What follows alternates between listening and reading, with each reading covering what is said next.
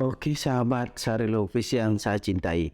Dalam kesempatan ini saya akan membahas dan menginformasikan mengenai permasalahan bank mengembalikan agunan sertifikat debitur yang di dalam isi sertifikat lembarannya itu ada satu lembar yang hilang, yaitu gambar situasi atau surat ukur. Itu lalu dari persoalan ini bagaimana pengadilan lalu memberikan keputusan atas masalah seperti ini.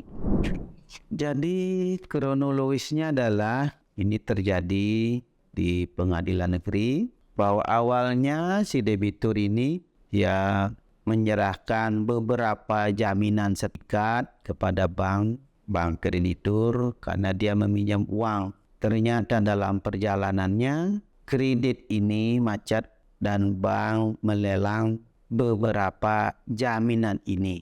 Tapi ada 2 jaminan yang tidak dilelang karena dari jaminan lain yang dilelang itu sudah mencukupi untuk pelunasan hutang.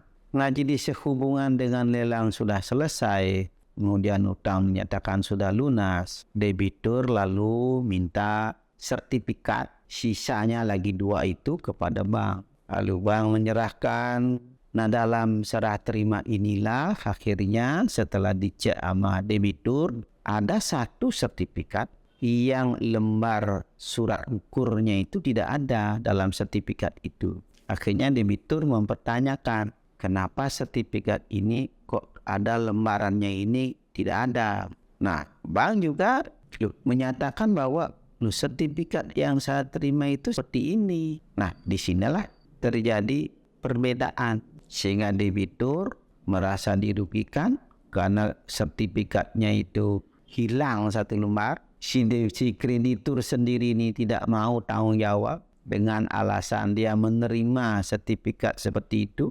Nah, dari perbedaan ini, jadi debitur lalu tidak terima. Dia mengajukan gugatan ke pengadilan negeri tentang masalah ini. Debitur ini menggugat pihak bank. Bank dituntut agar dia membayar ganti rugi. Kemudian bank pun dalam di tingkat mediasi tidak berhasil, itu tidak ada kata sepakat sehingga kan gugatan ini berjalan. Nah, bagaimana pertimbangan putusan dari pengadilan negeri? Pengadilan negeri ternyata mengabulkan gugatan dari penggugat. Jadi gugatannya dikabulkan tuntutan untuk pihak kreditur, mantan kreditur si tergugat ini untuk membayar ganti rugi baik material maupun imaterial. Nah, dengan gugatan ini diterima, artinya bahwa tergugat ini dihukum untuk membayar ganti rugi. Di samping dihukum untuk membayar biaya perkara yang timbul. Dengan putusan seperti ini, akhirnya kreditur pihak bank tidak terima. Akhirnya mengajukan banding ke pengadilan tinggi. Nah, di pengadilan tinggi ini, majelis hakim di pengadilan tinggi memutus berbeda dengan putusan di pengadilan negeri. Putusan hakim pengadilan tinggi memutuskan bahwa putusan pengadilan negeri ini dibatalkan oleh pengadilan tinggi. Karena apa? Bukan karena pokok perkaranya tadi, tetapi karena pengadilan tinggi mempertimbangkan menerima eksepsi dari tergugat.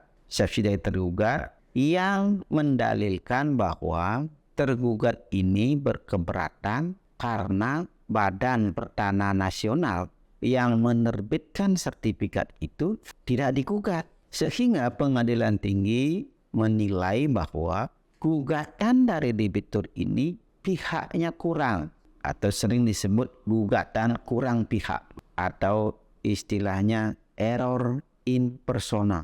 Nah, jadi pengadilan tinggi lalu membatalkan putusan pengadilan negeri dan mengadili sendiri perkara ini dengan memberikan putusan bahwa gugatan itu tidak dapat diterima karena kurang pihak.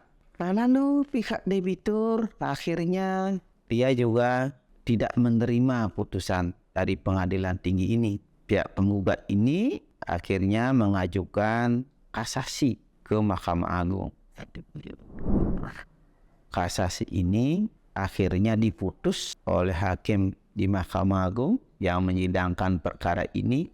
Ini pun putusannya juga mengejutkan. Yang saya maksud adalah putusan kasasi memutuskan bahwa membatalkan putusan pengadilan tinggi yang membatalkan putusan pengadilan negeri. Nah, jadi di putusan kasasi, majelis kasasi yang menyidangkan perkara ini lebih setuju kepada putusan di tingkat pengadilan negeri. Tentang eksepsi yang dikabulkan dalam pengadilan tinggi, eksepsinya tergugat yang mengatakan kurang pihak itu, majelis kasasi juga menolak eksepsi yang diajukan oleh pihak tergugat atau yang diajukan oleh termohon kasasi. Karena apa? Karena dalam perkara ini tidak ada hubungannya Badan Pertanahan Nasional dengan urusan perjanjian utang piutang dan jaminan yang dia serahkan antara debitur dengan kreditur. Sehingga dengan putusan Mahkamah Agung membatalkan putusan pengadilan tinggi yang membatalkan putusan pengadilan negeri, Mahkamah Agung akhirnya mengadili sendiri perkara ini dengan mengabulkan gugatan dari penggugat, cuman ada perubahan keputusan. Mengabulkan gugatan penggugat dari putusan di tingkat pertama, yaitu jumlah ganti rugi material 2 miliar itu tetap, dan jumlah putusan pengadilan negeri untuk ganti rugi imaterial dari 10 miliar menjadi 5 miliar, diturunkan jumlahnya. Sehingga dari putusan ini kembali penggugat akhirnya dimenangkan, debitur dilindungi oleh Mahkamah Agung. Ternyata perkara ini tidak sampai di sini. Akhirnya pihak kreditur, pihak tergugat mengajukan peninjauan kembali atas putusan kasasi Mahkamah Agung. Nah, putusan dari PK yang diajukan oleh pihak bank itu akhirnya ditolak oleh Mahkamah Agung. Putusan PK ini memperkuat putusan dari Mahkamah Agung. Sehingga apa yang dapat dipetik hikmahnya dari masalah seperti ini? Dari perkara yang terjadi ini di pengadilan dapat disimpulkan bahwa akhirnya pengadilan juga menghukum pihak bank yang menyerahkan kembali jaminan kepada debitur dalam keadaan jaminan sertifikat yang tidak utuh. Ada isi dari sertifikat yang hilang. Kehilangan dari isi sertifikat itu semata-mata menjadi tanggung jawab dari pihak bank. Nah, itulah kesimpulan yang dapat disampaikan. Semoga ada manfaatnya. Terima kasih.